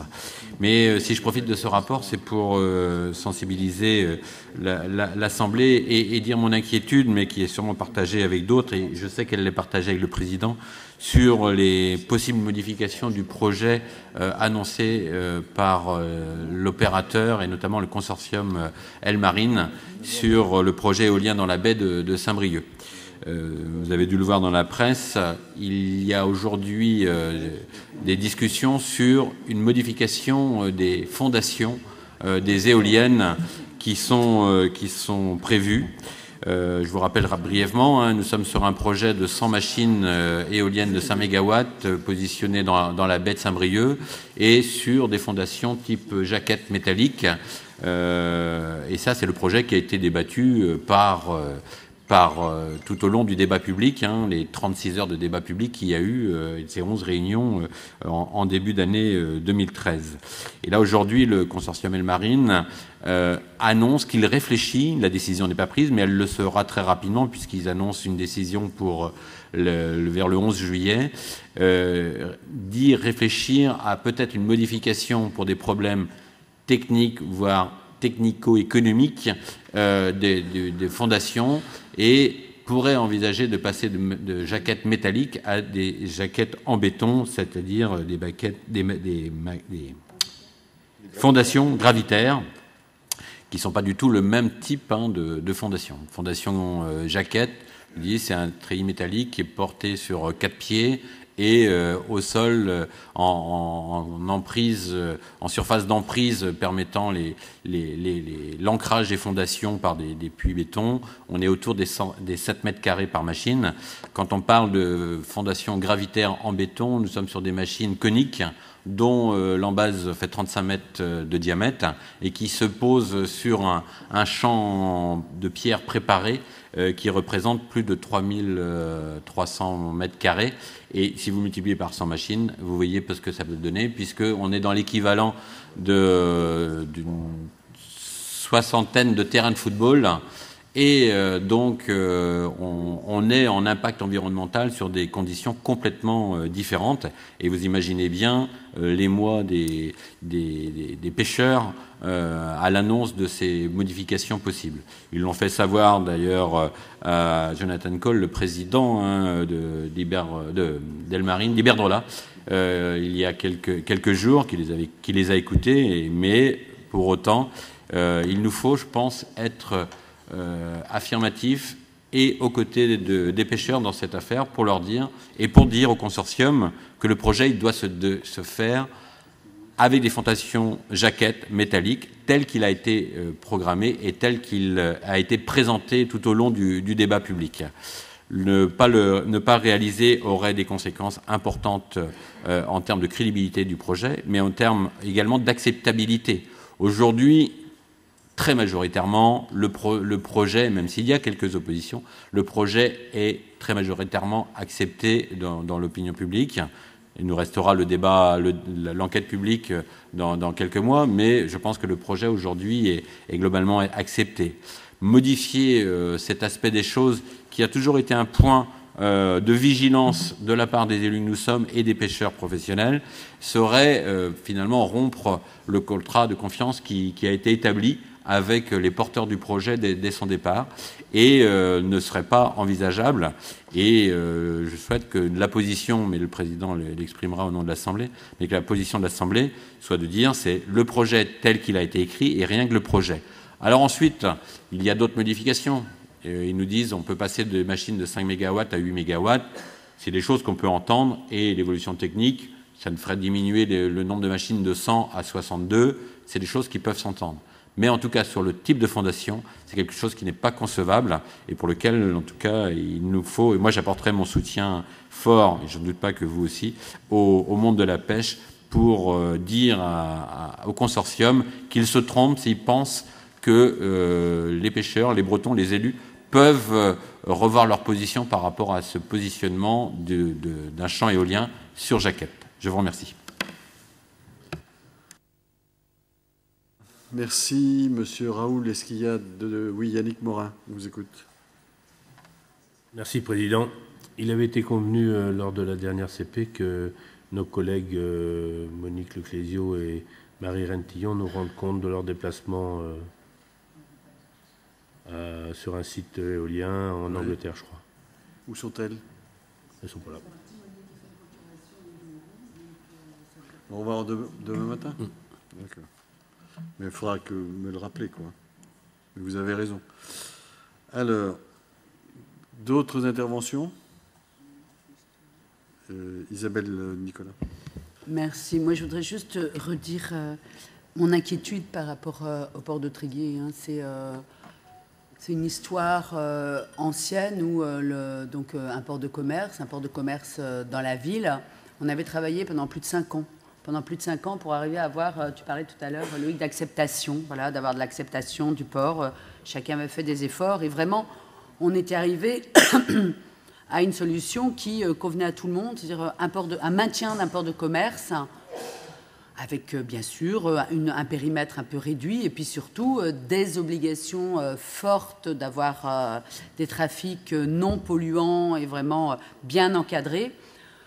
Fin de l'année dernière, on était arrivé vraiment, oui, à un accord avec la municipalité en place à l'époque, un port aussi difficile, hein, puisque on est dans un secteur sauvegardé, mais tout le monde était d'accord. Et puis là, changement de municipalité, changement d'orientation, on ne sait plus où on en est, c'est-à-dire que le travail de 5 ans, qui a été quasiment battu en brèche, moi je voudrais redire quand même mon inquiétude, mais de dire aussi, M.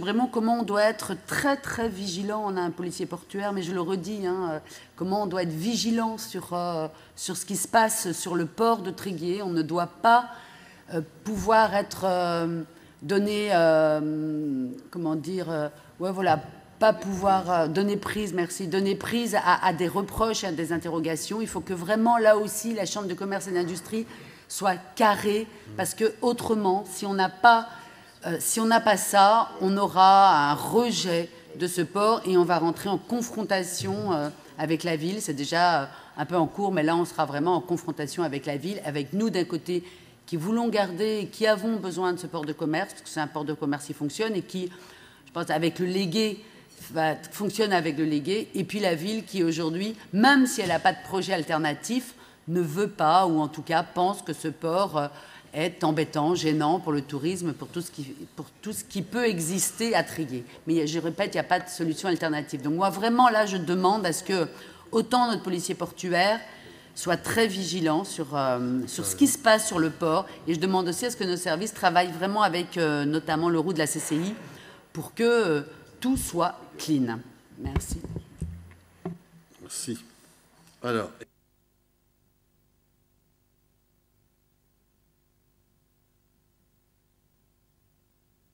Merci, Président. C'est le mois des dénouements ou presque, parce qu'après avoir parlé des routes, parlé des ports, la commission portuaire de la semaine dernière à Lougivy-Ploubaz et l'Arc-Ouest-Bréa a délibéré unanimement à l'utilisation du port de la Corderie comme port alternatif au port clos, qui est utilisé aujourd'hui à la fois à des fins commerce et des fins de transport de passagers de l'ordre de 300 000 par an. Je ne reviendrai pas parce que chacun aura lu dans les revues de presse les différents sujets qu'on fait débat ces derniers mois autour de ce sujet, mais c'est une information importante et je voudrais me tourner vers le vice-président en le sollicitant et qu'il puisse accorder au service, qu'il puisse mener dès cet été les analyses ou études complémentaires qui permettraient de sécuriser l'utilisation de ce port de la Corderie.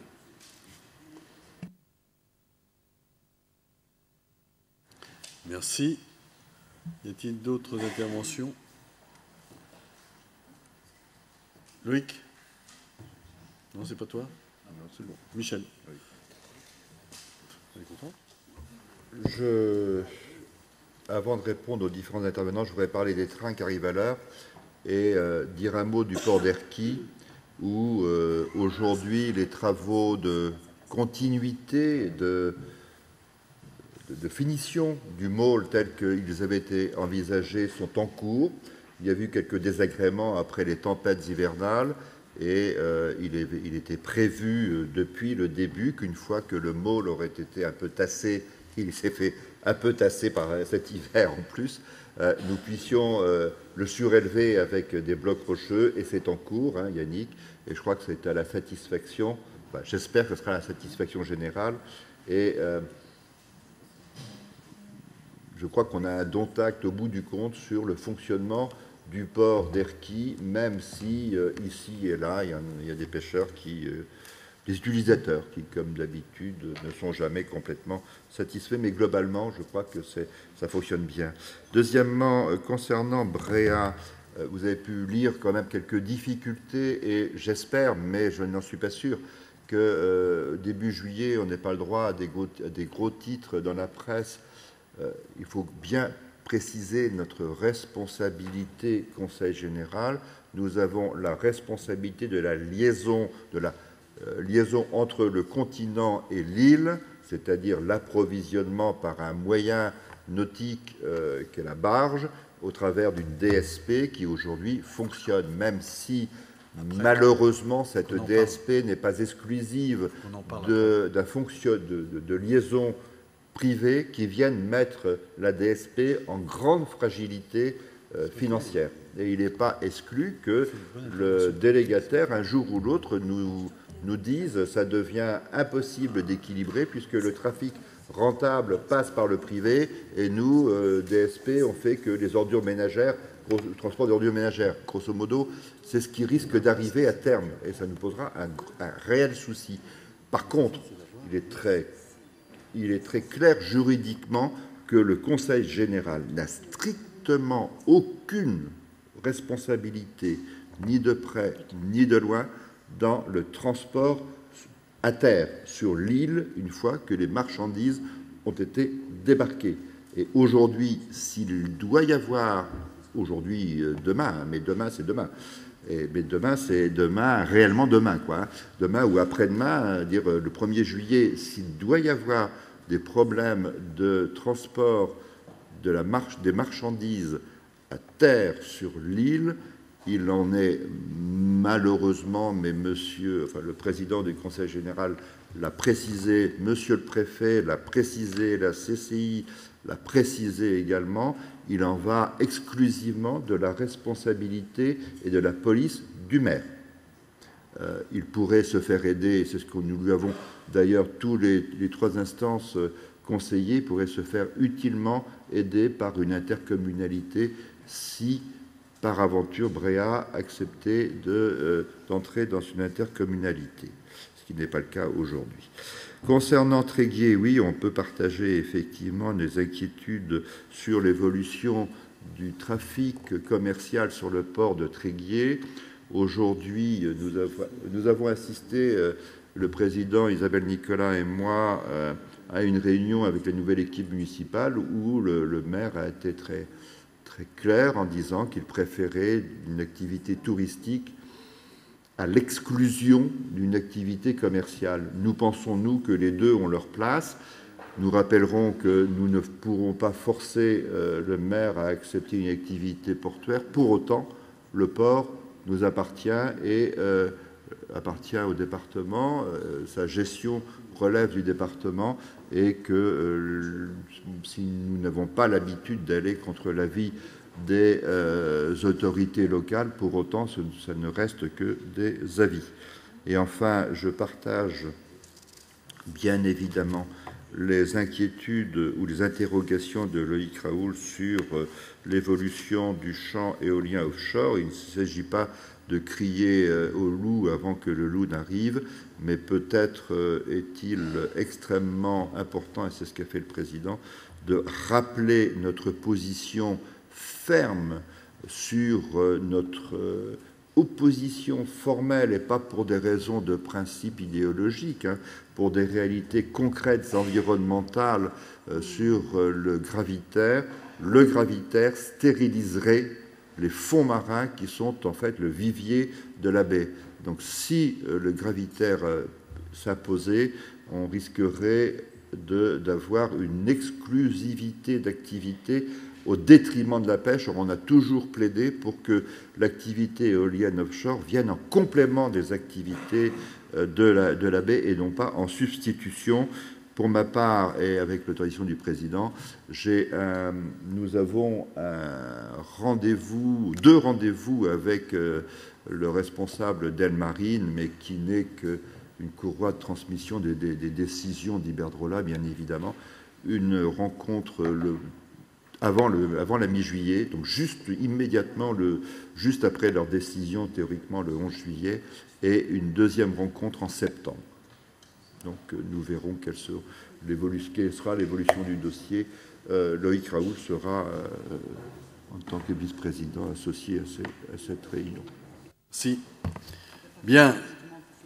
S'il n'y a pas d'autres observations, cette délibération est adoptée. Alors, la presse n'est pas là, c'est dommage.